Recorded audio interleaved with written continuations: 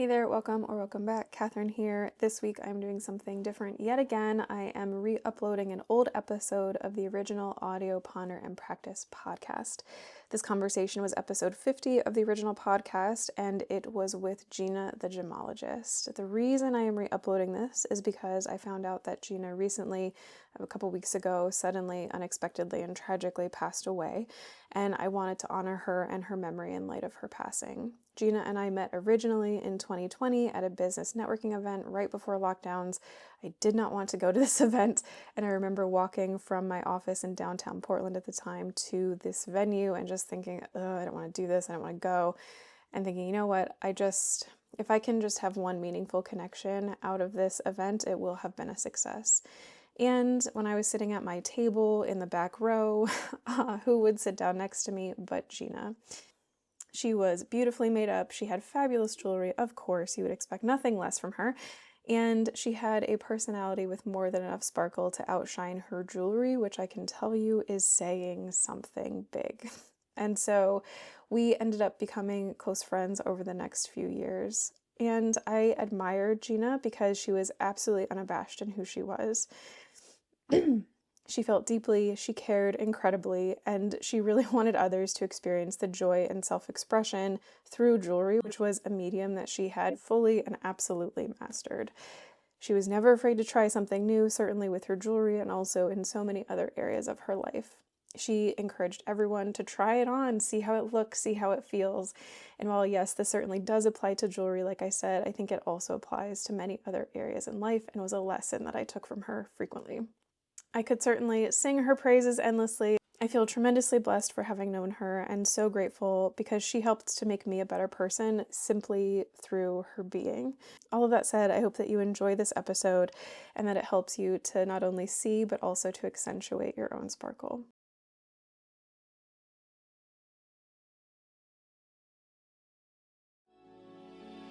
Welcome to Ponder and Practice, your one-stop shop for integrative mental health. I'm Dr. Catherine Hoffman, and I'm here to help you build emotional self-sufficiency using the truth of your emotions, wisdom of your body, and the power of your intellect so that you can always be at your best. Hey there, friends, and welcome to another episode of Ponder and Practice. Thank you so much for joining me today.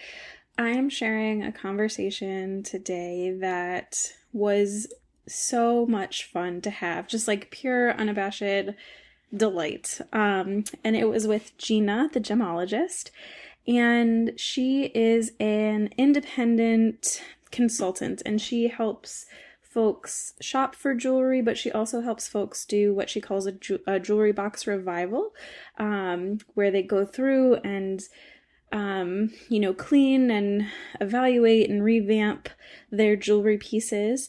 And this probably seems super random, super out of left fields, and like, what does this have to do with anything that you ever talk about, Catherine? But the reason that I wanted to have Gina on is because she is one of these people who, excuse the pun, is a gem of a human. She lives purely from the truth of her heart and her soul and her spirit. And I wanted to be able to share that with you all and really elevate her voice to the extent that I can. And also because a lot of times when we talk about mental health and, spirituality or, this kind of living aligned, we leave out the part of the conversation that is about our stuff and our things.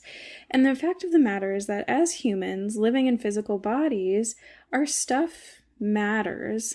Not to say that we need to be consuming things at a high rate or like having disposable things or whatever it is, but there are things in our lives, physical things in our lives, that make a difference. And in the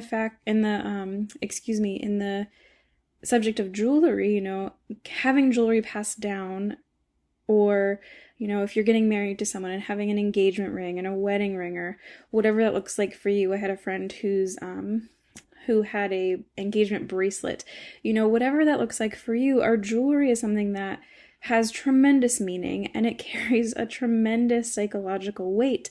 And so I wanted to take some time exploring that with Gina, since this is her line of work. And honestly, it was pretty selfish because she's just a delight to talk with. And, there are some people in the world who just are invigorating by virtue of their presence, and she's one of them. And so the other piece is that I just wanted to sit in her presence for a while and soak up her exuberance. But I think that you'll find through our conversation that you'll get some tidbits out of this about being okay with who you are. And Gina comes at this jewelry business and gemology from the standpoint of it's about the person, right? She's not about like you need to have expensive jewelry, or she doesn't have like a classist way, or maybe not classist, but I think it's really easy in our things to get caught up in like, oh, well, the monetary value isn't a lot, so that means that I'm not successful, or like I'm not a lot. And that weighs psychologically too. That's like in terms of your mental health and your feeling of self-worth and all of these kinds of things. I think this really matters and is important. And so all of this in a very long-winded way is why I wanted to have Gina on the podcast and have this conversation and be able to share it with you. Like I said, we talk about legacy, we talk about, the psychological weight of jewelry. You'll hear some of my jewelry stories that I hadn't thought about in a very long time before having this conversation, which was super interesting. And we talk about a little bit about the ethics of jewelry and, mining of diamonds and all this kind of different stuff. And then also we talk a lot about what it looks like to be empowered to ask questions. If you're shopping for jewelry or if you're going into a store, like what are the questions that it is your right to ask? I think a lot of women in particular get nervous about buying something for themselves. Maybe there's shame around having money to buy something nice for themselves, that like they shouldn't have this for whatever reason. And then many, and I'm sure men too, but I'm speaking to women because I am most familiar with the women who have this experience, but we have this sense of, well, I can't ask questions because then they're going to see me badly or whatever it is. And Gina does such a good job of talking through like, hey, it's okay. I'm here to help, and this is how you navigate those conversations. And yes, you are worth it. And yes, your questions do deserve answers. And while this is 100% true of jewelry buying and gemology and this aspect of life, I think it really carries over to any aspect of life. You're worth it. And if you take away nothing else from this conversation, I really hope that you will take away the fact that you are a brilliant, sparkling specimen of a human from the inside. And that's what mostly matters, is that you are a beautiful person from the inside out and you sparkle. And whether or not you opt for jewelry, that's what matters. Your sparkle, your own inherent sparkle. So do the thing that accentuates that, my friend. So without further ado, here is Gina the Gemologist. Thank you so much, Gina, for joining me today. I super appreciate you taking the time. Thank you. It's my pleasure. It's great to be here. And we have only talked once before, and it was, we were talking before this, it was both of our last time in like any sort of big group setting. Yeah. So it's nice to reconnect and be able to continue having conversations with folks. Can you tell folks a little bit about who you are, what you do, and I don't know, why you're passionate about it? Yes, I would love to. Hi, everyone. I'm Gina the Gemologist. After 18 years of selling jewelry in the retail market, I saw that there was a need for a niche service of consumer advocacy and doing like what I invented as a jewelry box revival, where I go into people's homes and I go through all their jewelry, kind of talk about maybe the resale value or what it would cost to redesign it or restyle it, and just really having an emotional connection with why they're celebrating themselves with milestones of jewelry, or having pieces that are their like loved ones that maybe isn't their style, but finding ways to like honor them anyway.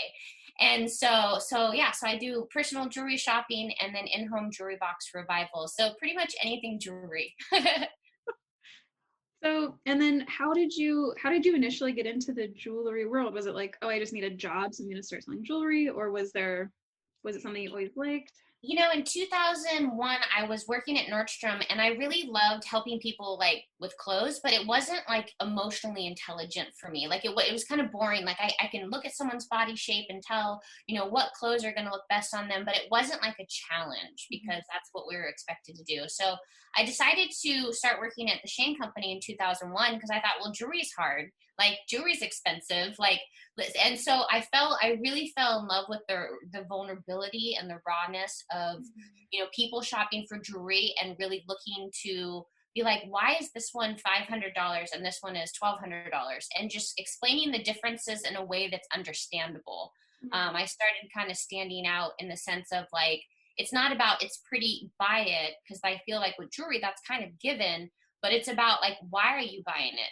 And it's like, you know, when in Oregon, when we first passed the same-sex marriage law, it's like it was so beautiful to be part of these wonderful stories of people that were like, you know, we've been together 25 years and we are now recognized by the state as human. And it's like I have these, and it just gives me chills talking about it, but it's like I have these beautiful moments where I just got to share a glimpse into the world of love and overcoming. And, you know, it's just things like that that really made me love jewelry.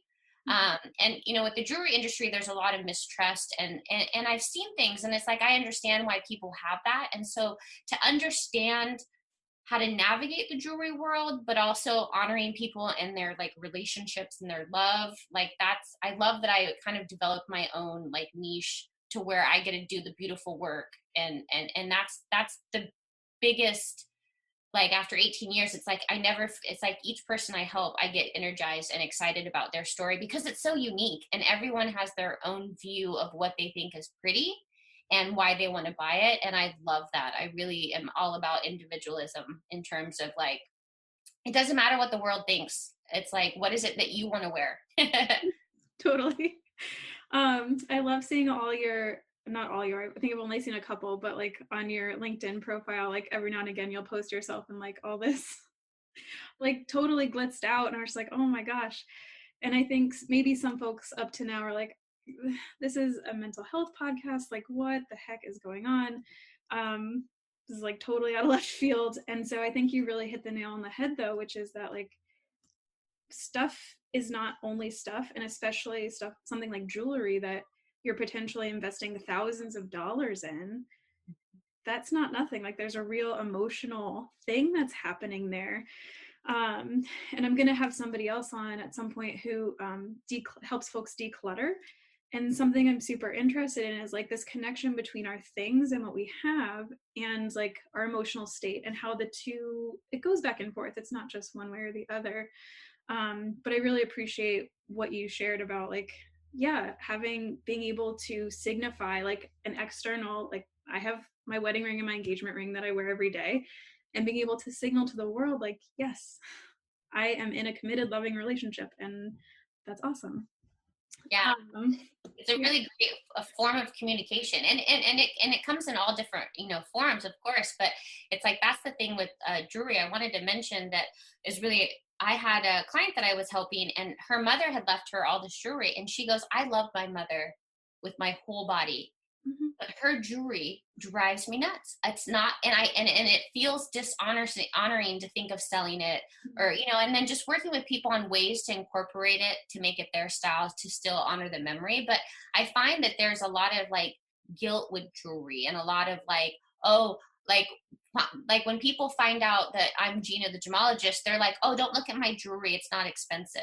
And I'm like, no, tell me the story. Like, why are you wearing that piece? Oh, because it was my mom's and she got it when, you know, she first met my dad. And so it's like I come at it, and the people that I work with, it's like they want that space to just say how they feel about it, regardless of the price. And that's really the important part, and like why I just thank you so much for this opportunity to share my view on jewelry, because it's not about it's $10,000 or it's $100,000. It's like, what's the story? Like, let's remove the monetary value. And of course, when we're shopping, the monetary value helps give us a guide of what we're looking at, but it's not about that. Because if you really love a piece and it's $100, and you know how to take care of it and wear it, you're going to have it the rest of your life. So it's like, it doesn't matter how much it was. Like, oh, where'd you get it? Totally. So what's the process that you take with clients? Like from that initial call to like, hey, I need to hire you. What does that look like? Like why, you mentioned a little bit why someone might hire you, but can you take us through how that goes from like the initial call to you're finished working with someone and the process is over? Yeah. So I connect with people. A lot of times I've met most of my clients through networking or referrals, just because it is a service that's new. But I have a virtual call with them, and I have a questionnaire that they fill out. Because a lot of times, when you think about your jewelry and you're just looking at, you're like, oh yeah, I have 10 pieces of jewelry. But then when I come over, it's actually like 150 pieces. And so I just have a little questionnaire for people to fill out to decide, is it things that they want to donate? Is it things that they want to sell? And just having a safe space to say what's true for them, and no judgment. Like, I'm unattached to it, and I'm just there for all the different reasons. And then I go to their home and I take my professional jewelry cleaning equipment, and I clean all their jewelry, and even the jewelry that they just want to have appraised or insured. And then we just go step by step through each piece. Last week I did one, and we had 50 pieces, and each one had a little bit of a different story. And some people want to talk about each piece, and other people are like, can you just go through everything and then sort out what's real and what's not? So I really, really leave it up to clients to decide what it is they want to do. Because for me, it's really I've seen it's really therapeutic for them to be like, oh yeah, I got this when I graduated college. It doesn't fit anymore. What do we do? And so again, finding ways to make it work, whether we, turn it into a pendant, or whether we restring it and make it into a bracelet, like all those different options. And then depending on what they have, if they have places or pieces that they want to sell, or have it consigned, or maybe traded in for meltdown value, there's two ways I help people from when I'm going through their jewelry box revival. Is I can take it to places for them, or I can tell them where to go. So it just depends on how much ease people want. Because right now I'm working on one where it's like, I'm going to go to 4 different stores for her, because each store has a different specialty. Mm-hmm. And so it's like, yeah, it's easier to take it all to one store, but then some pieces aren't going to be like fully restored to the way like that you would want them to be, and for the price you want it to be. So it's like, for me, the little extra to go to the right stores really makes a big difference on the outcome. Yeah. Yeah. And then after they're done, they love everything in their jewelry box. They know how to wear it.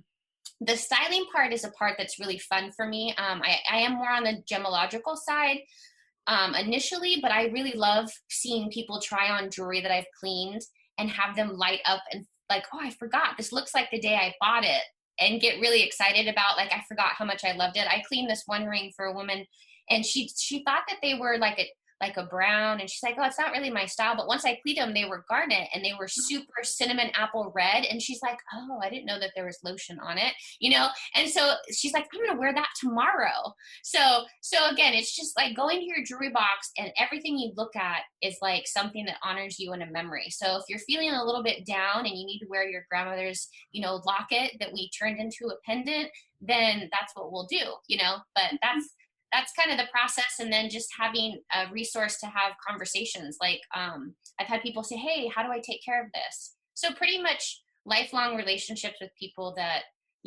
just when they go for shopping for jewelry, they want to have like a city worth of inventory and all the information unbiased. Because I'm not like, oh, you should get this. It's like, I'm not paid by jewelry stores. Like, I'm completely independent consultant, because I never want clients to wonder why I'm recommending something. Because all I ask for the people I work with at jewelry stores is that they're kind and they give us information without a bias. Because that's like the biggest thing I see is like, oh, well, you shouldn't wear this type of stone as an engagement ring because it's soft. Like, things like that is an opinion based versus like, oh yeah, that's a great stone to pick, but these are the things you need to take it off for so it doesn't scratch. So like having the information versus telling the opinion of what you should do. Yeah, that's so helpful. And I hadn't considered that. I have an opal ring that my mother gave to me, and it's beautiful. It's like a teardrop shape, and then it has like diamonds around the sides of it. Anyway, I'm sort of gesturing here for listeners, and you all can't see this, but and it cracked because she was like, you need to not wear it for like this and that, and I was like, psh, whatever. I was a teenager, Yeah. which begs the question why she gave it to me in the first place, but I still have it. It's lovely. Yeah. Luckily where I got it, they replaced the stone for no charge, so it was all fine. But that's I hadn't thought about like that difference of opinion as opposed to like, just here are the facts, here you go. Can you explain, I think I know, but I don't really know if I understand the full difference between gemology and styling? Yeah, of course. So gemology is, so I started training in 2006 with the Gemological Institute of America. We call it GIA as like a short term. And so I graduated with my graduate gemology degree or certificate is what we call it, or credential in 2013. And so that means that I graded 520 gemstones and identified them correctly between plastic, natural, man-made, pieces glued together and dyed. Like they gave us really hard stones to grade. And so there's usually about anywhere from like there's about 20 tests you do on each gemstone to correctly identify it, to see if there's dye, if there's treatment. And so the gemology part just is kind of like where it was mined, how it was mined, what heat treatment processes are, pretty much anything jewelry related in terms of like, was it made by hand? Was it processed in a manufacturing plant? A lot of times the earrings that you see that are more like that are less expensive because they're more readily available stones, the way they make those is that they're paid how many they set per day.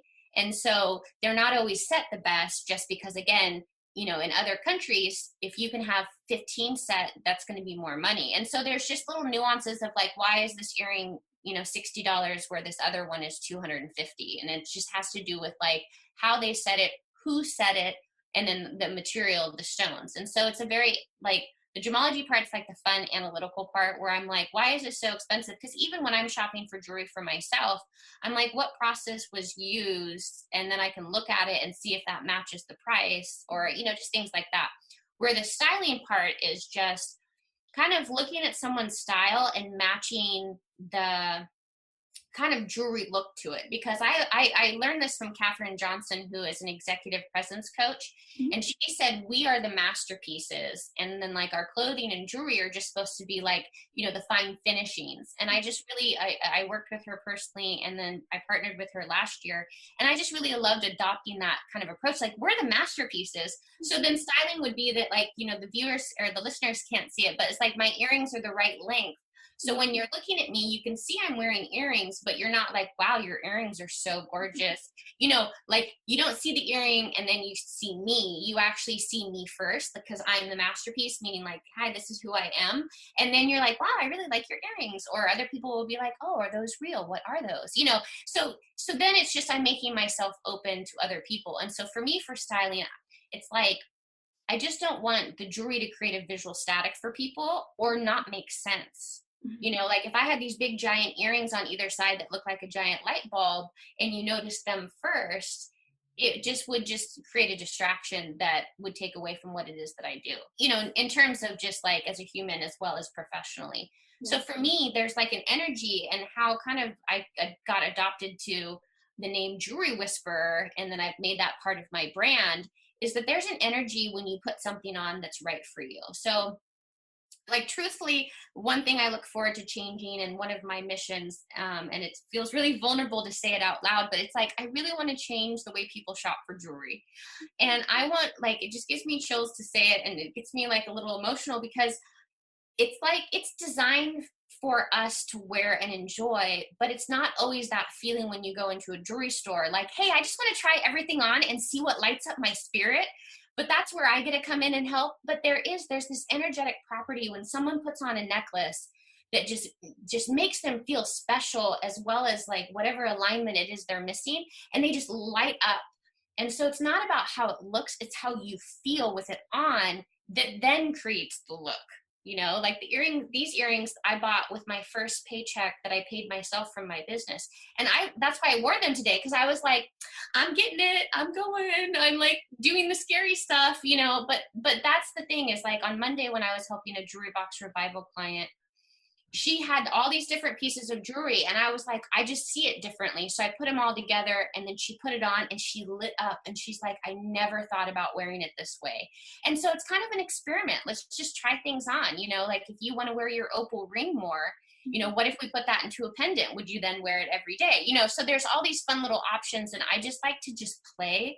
Like, I think that's one of the benefits of working in jewelry is when it was slow and the glass was clean, I tried everything on and I was like, I would never wear this. It rips out my hair. Like, I'm not going to spend $300 for it to rip out my baby hairs in the back, and just thinking about it and kind of being more experimental in terms of like, let's just play. There's no set one way. Mm-hmm. I know that was a really long-winded question, or answer to your question, but it's like, that's what I'm so passionate about because, saying styling in the beginning, I felt like, I don't mean it styling like, oh, it's so pretty, because it is. I think that's a given. You are, the jewelry is, but it's like, how does it make you feel when you have it on? Mm-hmm. So I just thought of this and I'm a little embarrassed to share this with you because you're like a legit professional, but my first job ever was in a jewelry store. How am I just finding out about this now? This is so exciting. Tell me more. And it was at my local mall and it was super small, like tiny store. It was called the Silver Heron and it was like all silver jewelry, obviously. But one of my coworkers who I didn't work with very often, like this was a weird week and for some reason we were in there together, and she had a customer and of course we were paid commissions. And her customer was like sort of on the fence about like, should I get this? Should I not get this? And this poor woman was like doing everything she could to like close the sale. And the woman looks at me and she's like, what do you think? And I like deadpan, like didn't even think about the commission of the sale. I just looked at her. I was like, well, do you like it? How do you feel about it? And she was like, I don't think it's for me. And this other saleswoman was like, oh my God, I am going to ruin you. How dare you, snot-nosed kid, like mess up my sale. And I thought, but like, I'm not going to lie to someone and be like, if it's not driving, don't buy it. Like, I'm not here to force feed you something. So it's so funny anyway, I didn't last there very long. I'm not. Thank you for sharing that. And it's so true. And that's the thing that I've seen a lot in the jewelry industry. Like, I never really felt like I fit because I was always like really good at selling, but it's only because I wasn't selling. I was actually educating and giving people permission to say that they don't want it. Because like I said, even $100 is a lot of money. Yeah. And the thing with like, the vulnerable side that I've seen, like mainly in men, is that they don't want to buy a piece of jewelry for their loved one that sits in a jewelry box. I mean, I've had so many men say, why would I buy her jewelry? She doesn't wear what I have. And then on the other side, I hear like the wives, and it just happens to be like in this situation, a man and woman. But it's like the wives saying, well, I don't like to wear it because it's so girly and it's not my style, or it's too small and I'm a big chested woman and I don't want this little heart that's going to like look like it's choked, and so finding that balance with everyone, because again, jewelry is such a big deal. Yeah. No. And it's so true. And I love that I love that you spoke your truth, because like I said, that having that buyer's remorse, and seeing salespeople try to trigger people into buying something that's not a right fit is just the old way of doing things. And that moving forward, that's really what I want to change. And that's why when jewelry stores have offered to pay me for bringing clients, I say no, because I just never want there to be a question about that, because I truly believe that it's like the way commission's set up, it's not in the client's best interest, because so many people are going to be like, well, I need to eat, so they need to buy it, versus I just never had that type of thought. Like, to me, it was like their happiness makes me happy, and then the money is just the bonus. Mm-hmm. And then I was the weirdo. Like, I actually don't think I'm the weirdo now. No, not at all. And so I love that you shared that with me. Thank you. Because because again, commission is really a different way of doing things. Yeah, it is. It's not for me, that's for sure. I Um, love seeing in your eyes that flashback of like that look on your face when she's like, I'm gonna get Gina. Like I was like, I've had many of those conversations of like, why did you ruin my sale? And it's like, it wasn't yours in the first place. so bad. Oh my gosh. I haven't thought about that in years. But yeah. Oh my goodness. So we've sort of talked about this a little bit already, but I'm curious if you have any other like big, like what are the biggest shifts or takeaways you've seen from folks? You talked a little bit about people like lighting up when they have the right in quotes, like for them styling for their jewelry, but like what have you seen any other major takeaways from clients as you've been doing this work? Yeah, just having a different way to look at jewelry. One of my clients used her, like the jewelry that she didn't love of her mother's to size her wedding ring. And so she loved that her mom's like remembrance of that ring is now in her wedding ring. And then it's like, so just seeing those type of transformations, and also just to kind of have that emotional conversation of like that what they choose to wear doesn't have to be difficult. Because I feel like with fashion and with jewelry, the message is like, you're not enough, you're not enough. Get this jewelry on and be special. And it's like, you're already special. We just need to add to your brilliance in the sense of, and not need to add, I don't mean it that way, but it's like jewelry is designed for us to wear and honor ourselves. Like that's really the clear message. It's not that we need to add anything. I'm gonna like resend that comment of like, we're enough and we get to honor ourselves with jewelry. And whether loved ones buy it for us or we want to honor ourselves and buy ourselves, it's like to learn your signature jewelry style. That's something that I also came up with, to help people have a language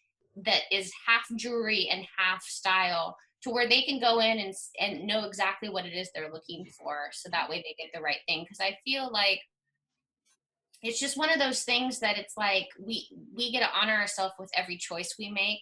Yeah. And jewelry is not any different from that. And I feel like that hasn't been the message. Like, it's like the engagement ring. It's like, oh, like one of my clients was told, oh, you're a millennial, you probably want this, this, or this.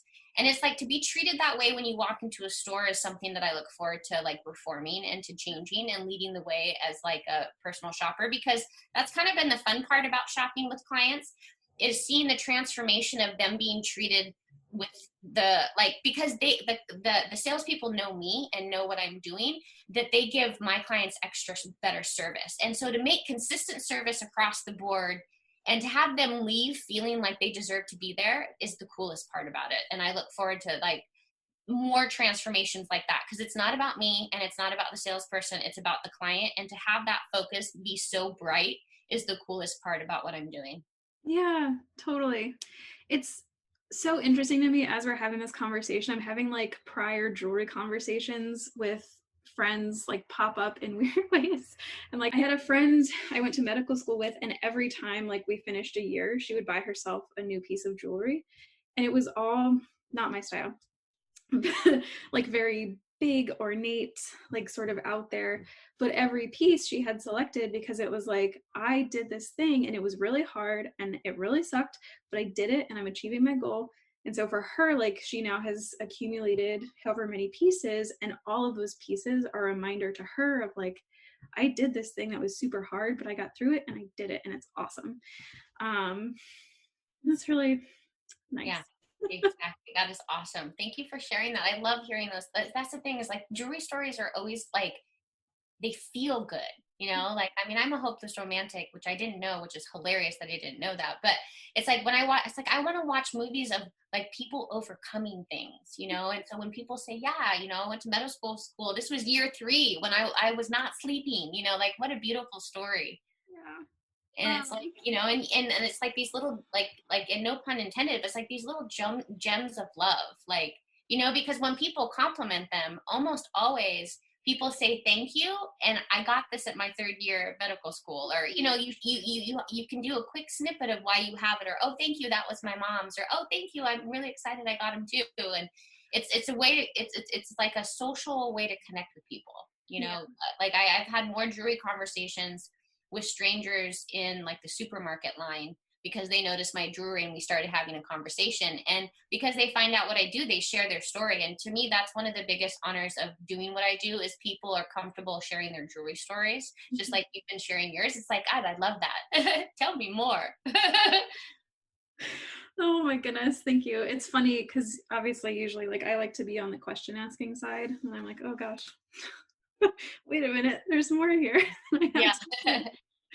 um so the other thing, I have some other questions that I sent to you, but I think we've kind of have been like interweaving them in, so I don't think I need to ask them explicitly. What I have been thinking about though, since I sent you this list, is this idea of legacy, which we've touched on a little bit as we've been chatting here, but I know legacy is a big deal for a lot of reasons. And jewelry is one of those places where it's like, it's an heirloom thing. It's a piece that maybe has been passed down through the ages. My mom gave me my grandmother's watch, and I'm like, I can't wear it, it doesn't fit me, but like having it makes me feel connected in a really real and tangible way, especially since my grandmother has passed. So it's this way to stay connected and in touch with our ancestors and the people who came before us. And even if it's not a blood relation, still maybe there's like a mentor or like someone who is quote an aunt but like wasn't blood related, and you end up with some of their jewelry or something like that. And so I'm curious about what your thoughts are on legacy and how this plays into people's psyche of like being able to have that transformation of like, I don't like this piece but I have it and I like feel guilty getting rid of it. And what does that process look like through like, oh no, I can actually integrate this into my life, and it actually enhances my sense of connection and my sense of having a community and ancestors that came before me that like got me to where I am today.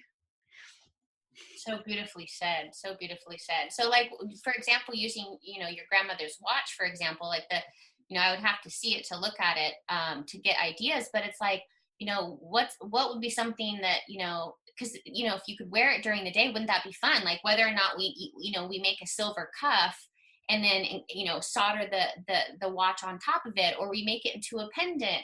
But yeah, there's lots of different, and that's the kind of fun thing with like even really good costume jewelry can be redesigned, which is really exciting. And there's a lot ever since the Marvelous Mrs. Maisel came out. It's like I'm studying costume jewelry because there's this whole other world of costume jewelry that I wasn't in when I was working like in fine jewelry. But it's like the thing about fine jewelry is it's made to be like repaired and redesigned, and it's one of those things that being able to really enjoy it for oneself is the coolest transformation that I've seen. And there's so many possibilities. I had a client that I helped last week, and, she had a mother's ring. And so she had 7 different, stones in there to represent her children. And a few of them have passed away. And she took it into one store and they said, oh, well, this isn't valuable enough to replace it. And I know that salesperson was thinking value in terms of resale value, but the value and the pricelessness of having her kids honored in that ring that are no longer there is priceless. And so then when she came to me, I was like, oh, I know a place that, specializes in this type of restoration. And so she now has it back on her finger, and she's like, I will wear this and I will be buried in it. And I actually put it in my will that this ring has to be on my finger when I pass away, And so it's like we get to choose. It's just like when we estate plan, or just like when we decide who. It's like we get to choose who. And like my niece Jess, who's just like just such a great, like, she's a friend and family, and she loves jewelry just as much as I do. And when I'm buying pieces, I think about her. I recently bought a piece and I was like, oh my gosh, she's going to have so much fun wearing this when I'm not around. And it's like buying pieces with people and like different nieces and nephews that I have in mind is just a really fun way to say, hey, just so you know, this is something that you're going to get. And just having something that I can pass on to her that then she can enjoy. Because that's really the cool part about jewelry, is that, it's multi-generationals, and each person gets to have their own story. Yeah. And we're finding a lot of engagement rings lately that just need some restoration, but it's like family heirloom engagement rings. Like the one I worked with yesterday, it's like the stone was cut from 1900s. Like how cool is that? And that here we are 120 years later and it just needs a little TLC. Like, it's really a fun way for, like, yeah, ancestors and their spirit and their memories to be honored in these new relationships, because they come from a family of lots of love and strong marriages. And so it's like, yeah, I'm so excited I get this to propose with. Yeah. Oh, that's so sweet.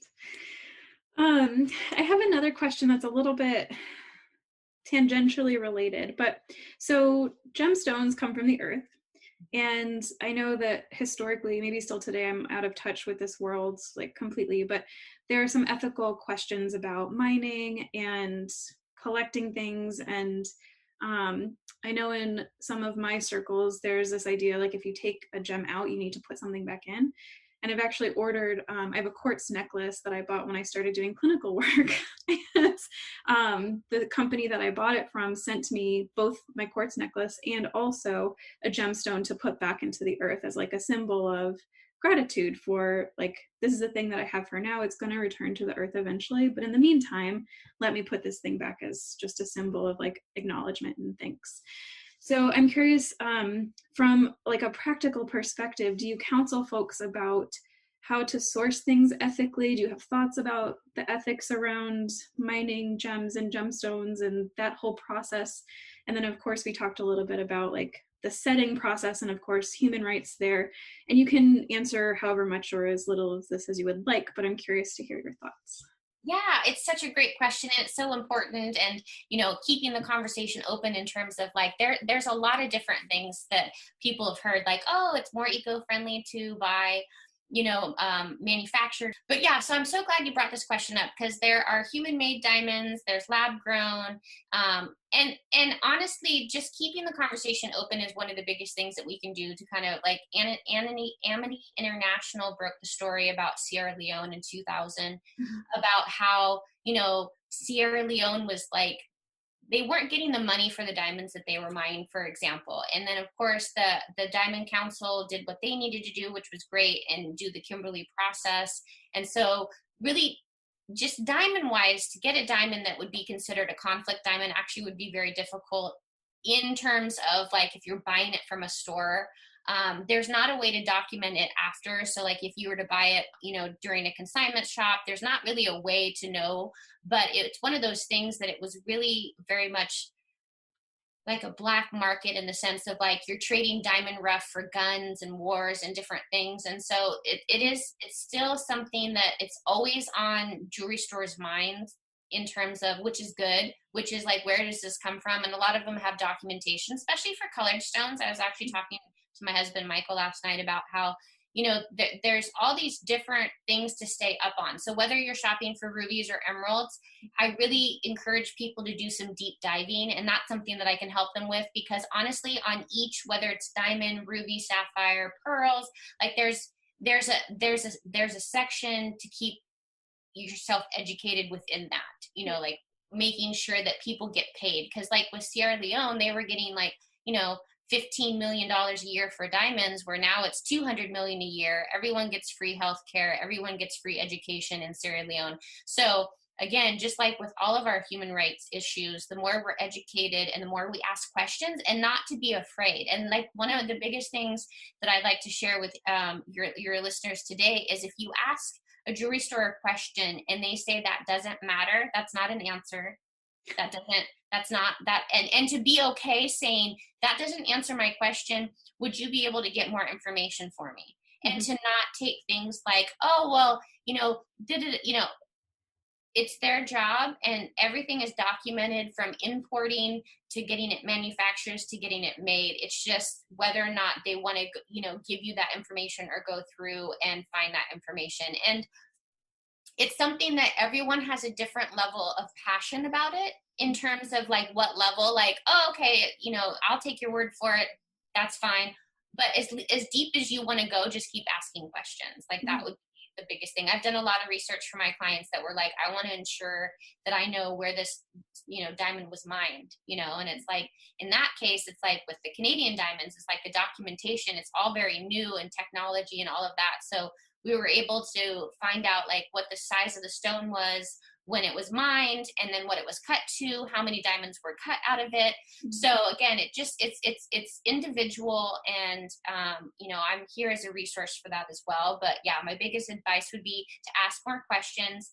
And if you get a little bit of a resistance, be like, I'm not going to buy this unless I have this information, and just feel comfortable and empowered to say that to a salesperson or a manager, and just say, this is what I need to buy here. And I think that would definitely help keep the conversation going and making sure people get paid for the work that they do. Because each person that touches it gets paid. It's just making sure they get paid the right amount.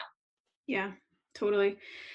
And my husband Martin and I, he's a negotiation specialist and coach, and I have been jumping on his bandwagon a little bit because I'm all about mental health and empathy, and so this idea of empathic negotiation is something that we help people with, and it's so important to remember exactly what you said. Like, as soon as you say, well, this is what I need to buy here, hard stop, that's going to get some things moving. Like, you're going to get some information, because at the end of the day, they want you to buy there. Like, you have all of the power in that situation as a consumer, because it's not even like you're negotiating price, in which case there are some different things that you would do and different strategies and tactics, as I'm sure you're aware. But like saying, if I don't get this, I will leave and take my business elsewhere. I've been shocked. I've done that, not for jewelry, but for a couple other things. And it's like, boom, the customer service level goes up. Like, it's amazing. So definitely feeling. Because it's so true. It's like not being afraid of like leaping and not being afraid of what the answer is. And then I just find that when we ask for what it's like, and that's one thing that, I've seen some of my clients before we go shopping, they're like, jewelry stores aren't nice. It's scary. It's like, we just have to be clear with what we are, like with what with what I do. I tell the jewelry stores, the other jewelry stores I'm going to, because it's not a secret. It's like, look, I'm comparing you. This store has this store has this, and this store has this, and this is what we're looking for. And then they're like, oh, we're competing against 3 other stores. Like, we got to have our game up. And that's kind of the fun part, because it's supposed to be like that with everyone. But, it's not necessarily something that's realistic. But I think it is. And that's, again, what I get excited about it. But it's the same. Yeah, just because when I started in 2001, very few people asked about where the diamond was mined. And here we are in 2020, and everyone asked. Almost everyone asked.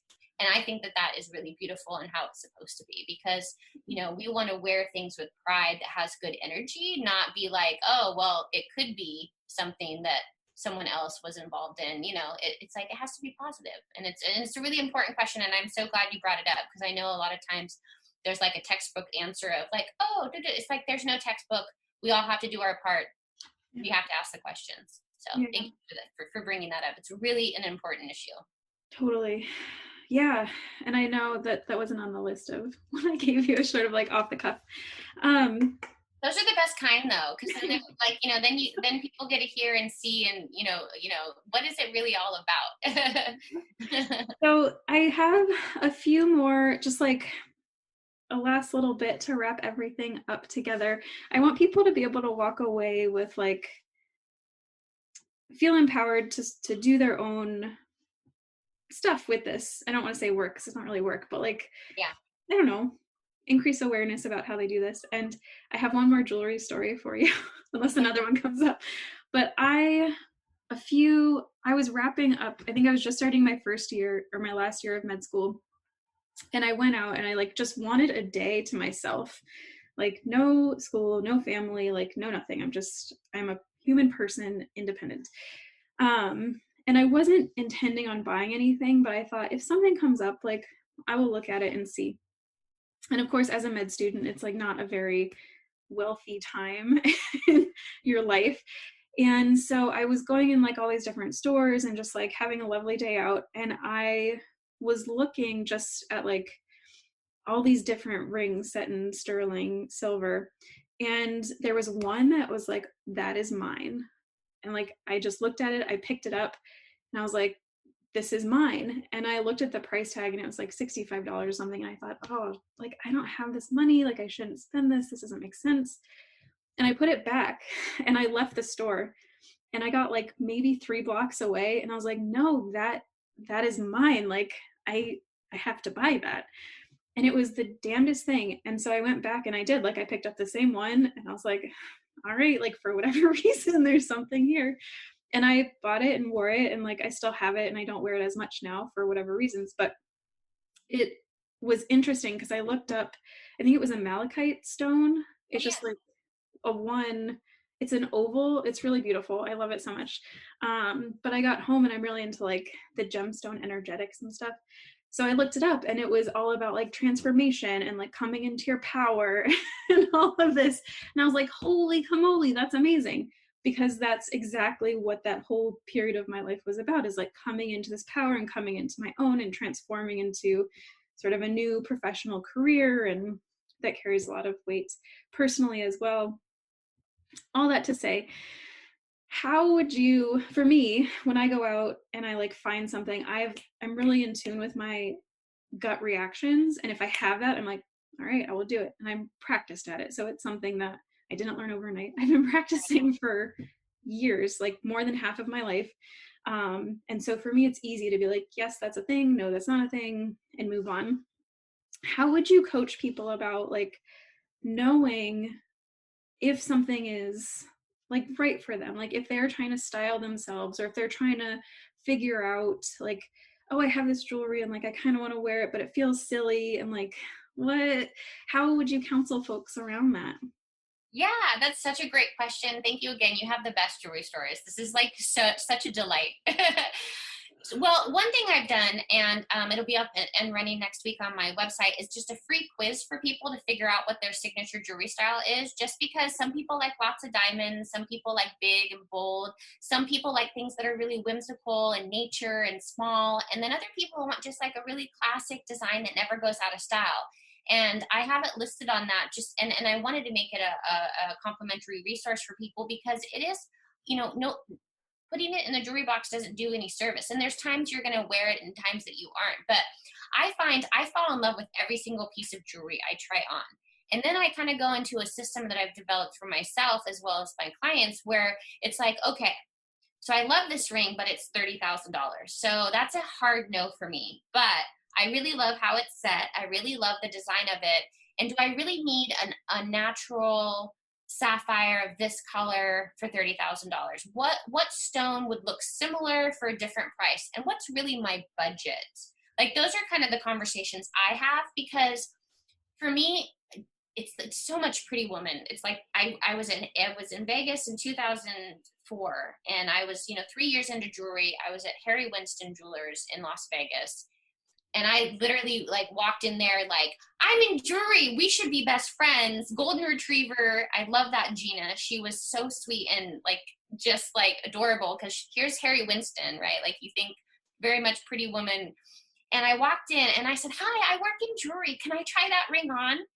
And the jewelry salesperson dressed in a suit looked at me and said, you cannot try this $8 million ring on. It is more valuable than your life. And I remember feeling like, what? Like, this is more expensive than me? Like, and I remember thinking like, gosh, that just really hurt.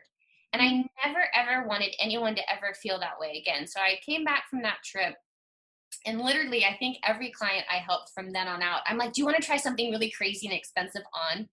And they're like, always like, well, is it okay?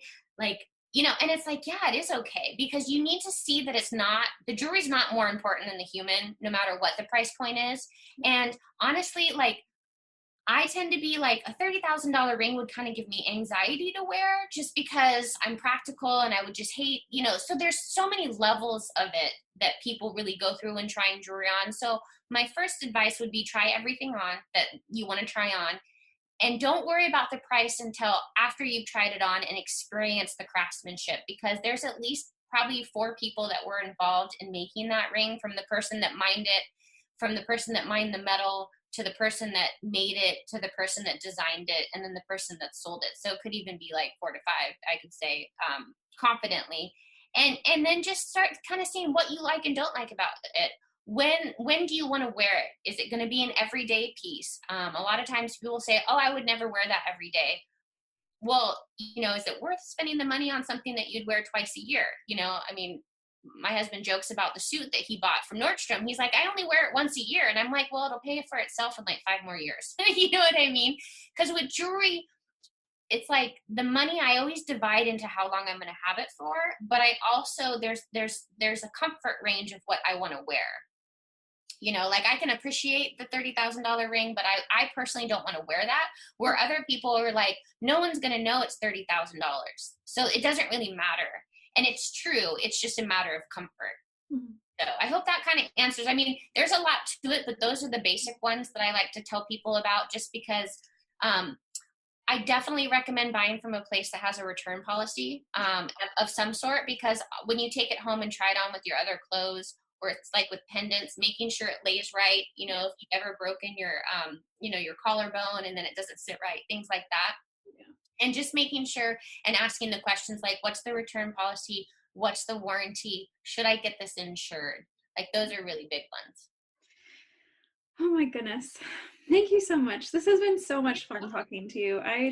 Such a delight. I really appreciate your taking the time and sharing your expertise and knowledge with us, and also your passion. I think I've been doing a lot of reading and self-study about sort of like the metaphysical part of life. And I believe this internally also before I've been doing the self-study, but what keeps coming up is this like, stay with your spirit, like do what's in your heart. And it is so obvious that you are so in your heart and you are so fueled by like what's in your spirit and what lights you up. And it is so helpful and it means everything to the world. So thank you so much for showing up in your truth and sharing that with your clients and also more widely with the listeners. It is everything. So thank you. It's been my honor, and I really appreciate you sharing your jewelry stories and taking the time to have this conversation with me. And I love that it's out of left field, because I think that's how it's supposed to be. So thank you for this. It's so wonderful.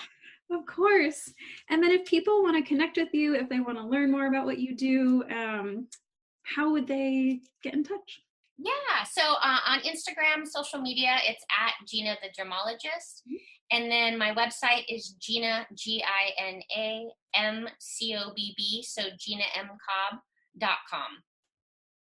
Cool. And that's the easiest way to get a hold of me. Say what? And that's the easiest way to get a hold of me. And then that's where my ring quiz will be on there too, so people can figure out what their style is to help them be better shoppers. Sweet. I will link to all of those things in the show notes so people can just go click or tap or whatever device they're on and get in touch with you. Is there anything else that we didn't talk about that you are burning to share? Just more sparkle. Like to me, like just like someone was asking me what my word was, and I was like sparkle, and they're like, oh, of course it is. And I was like, I mean it from like the inside, like, you know, because the thing that I found starting my own business is just the more love and self-care and honor I give to myself, the more I'm able to like be there for other people. And so I just feel like I grew up learning that the more I give to other people, the more I'll get. And I've just recently learned the importance of like really just honoring ourselves in everything that we do. And so when I say sparkle, I mean from the inside, like let our sparkle shine, because each one of us are different. And how we choose to honor ourselves is it's our own business. And I just love that. Yeah. Oh my goodness. Thank you so much again. You're welcome. Thank you.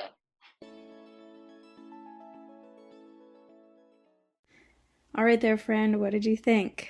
Did you like Gina as much as I did? I really hope that you got something out of this conversation, if only a little bit of zest and sparkle for the time that you listened.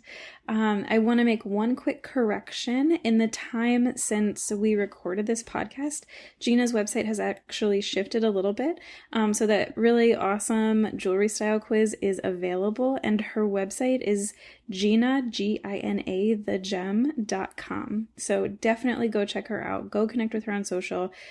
She is a beautiful human and would welcome, I have no doubt, any and all interaction, and she's super responsive and just super lovely. So I really encourage you to go check her out, see what she has to offer. And if you enjoyed this episode, I would also really encourage you to hit that subscribe button on whatever platform you're listening.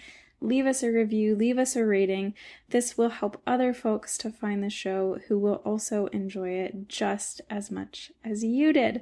So, all right, friends, thank you so much for listening today. And I can't wait to talk with you again next week. Bye.